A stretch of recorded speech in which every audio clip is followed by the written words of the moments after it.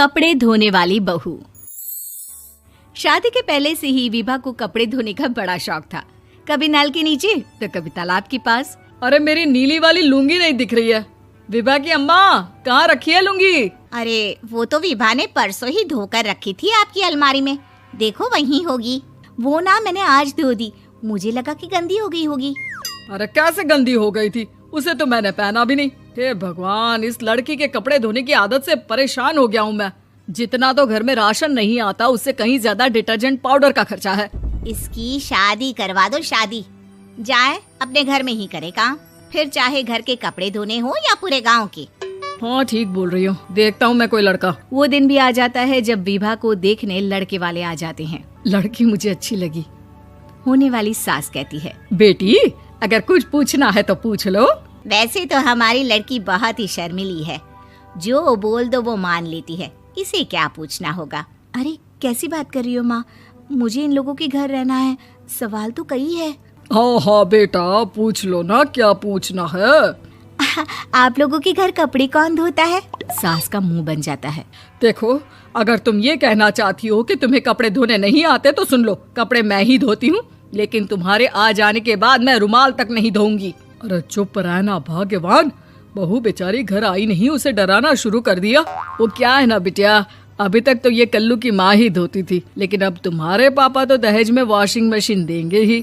तभी विभा की माँ बोल पड़ती है, सवाल भी पूछा तो क्या। वैसे भाई साहब, मशीन की तो फिर भी कपड़े धोने की कैपेसिटी होती है। मतलब जो बिटिया दे रहे हैं ना विभा, इसे कपड़े धोने का बहुत शौक है। ये आप लोगों के क्या, आस पड़ोस गांव मोहल्ले सबके कपड़े धो दे और उफ तक ना करे। बाहर देखा नहीं आपने कितने कपड़े सूख रहे हैं? सब हमारी बिटिया ने ही तो धोए हैं। बस भी करो ना माँ, शर्म आ रही इतनी तारीफ सुनकर। और तो और एक दाग निकाल कर दिखाओ तो मान जाओ। हाँ अच्छा, माफ करना बेटा, मैंने गलत समझा। हमें तो रिश्ता बहुत पसंद है।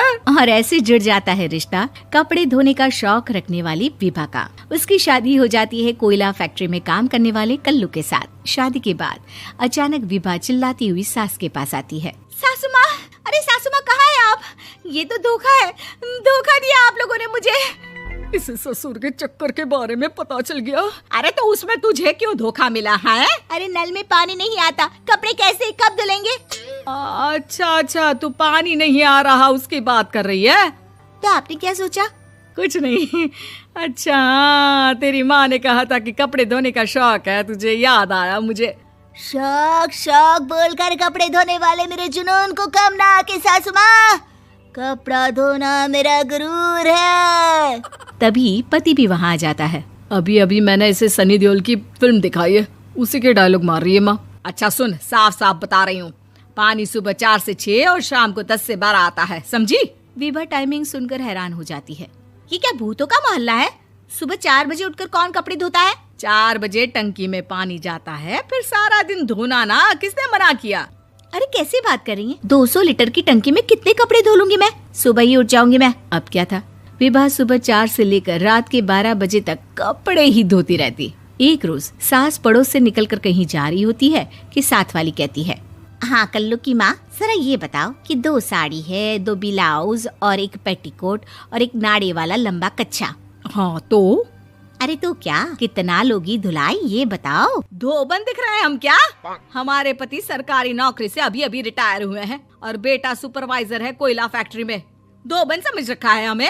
हाय रे कल्लू की अम्मा, माफ कर दो, वो तो मोहल्ले में यही सब बता रहे थे कि तुमने बहू को कपड़ा धुलवाने के काम में लगा दिया है। सास को पड़ोसन की बात सुनकर गुस्सा आ जाता है। वो घर पहुंचती है जहां घर के बाहर ही इतने सारे कपड़े सूख रहे होते हैं जितने कि किसी धोबन के घर पर। अरे ओ कल्लू की दुल्हन, बाहर निकल। माँ जी यहीं आ जाओ, बाथरूम में चादर धो रहे हैं हम। अरे अभी हम धोते हैं, तुमको बाहर निकलो। ये आस पड़ोस वाले बोल रहे हैं कि हम बहू से कपड़े धुलवा कर उसे कपड़ा धोने वाली बना दिए हैं। अरे छोड़ो ना माँ जी, किन लोगों की बातों में आती हो? आस पास के लोगों का तो काम ही होता है कि वो किसी तरह सास बहू को लड़ा दे। बहू सारे घर के कपड़े धोती है, ये क्या कम है? बोलिए। सास को भी लग जाता है कि वो बहू का ये सनकीपन नहीं छुड़वा सकती, इससे अच्छा है कि खुद ही चुप हो जाए। एक रोज सास और बहू मंदिर जाते हैं, जहाँ सास की साड़ी वहाँ खड़ी भीख मांगने वाली से मिलती है। माँ जी क्या बात है, आपकी साड़ी उस भिखारन से कितनी मिल रही है ना? हाँ हाँ देखो तो, दोनों की साड़ी मिल रही है। क्या बात है कल्लू की अम्मा, तुम खुद को तो अफसर की बीवी बताती हो और ऐसी सिंपल सी प्लेन साड़ी पहनकर घूमती हो। सिंपल और प्लेन नहीं है ये साड़ी। तो क्या सोने के धागे से फूल बने हैं? कुछ भी सासू माँ, कुछ भी। हाँ बने थे इस साड़ी में सोने के धागे से फूल। मेरे पति लेकर आए थे मद्रास से स्पेशली मेरे लिए 10,000 की। ताहे भाई साहब इस भिखारन के लिए भी सेम टू सेम साड़ी लेकर आए होंगे 10,000 की। सास उस वक्त तो कुछ नहीं कहती, लेकिन बहू के साथ घर आती है और अलमारी से एल्बम निकाल कर लाती है। ये साड़ी देख रही है, ये वही साड़ी है जिसे मैंने अभी पहना था। इस साड़ी में ये जो चमकदार फूल दिख रहे हैं ना, ये सोने के धागों से काटे गए हैं। लेकिन तू लोकल वॉशिंग मशीन ब्रश से घिस घिस कर सारे फूलों को निकाल कर साड़ी प्लेन कर दी। मुझे माफ कर दीजिए सासू माँ। और तो और, जब मैंने तुझे तेरी गलती के लिए कुछ नहीं कहा, लेकिन तूने तो सबके सामने मेरा मजाक ही बना दिया। क्यों? बहू को समझ में आ जाता है कि अब से उसका कपड़े धोना बंद।